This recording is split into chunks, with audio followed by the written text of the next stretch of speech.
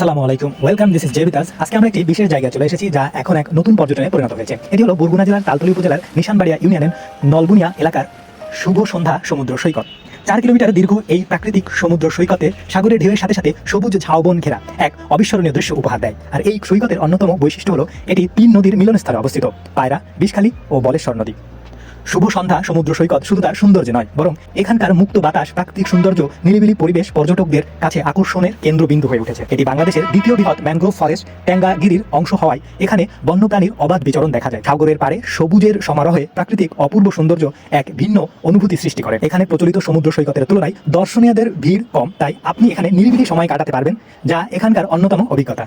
সৈকতের নাম শুভ সন্ধ্যা। এটি সূর্যাস্তের সময় বিশেষভাবে সুন্দর হয়ে ওঠে। যখন সাগরের পানিতে সমুদ্রের প্রতিফলন এবং আকাশের রঙের বদল হয়, তখন পুরো পরিবেশ এক আকর্ষণীয় দৃশ্য হয়ে ওঠে। আপনি যদি প্রকৃতির কাছে শান্তি, সৌন্দর্য খুঁজে পেতে চান, তবে শুভ সন্ধ্যা সমুদ্র সৈকত আপনার জন্য নিঃসন্দেহে একটি আদর্শ স্থান।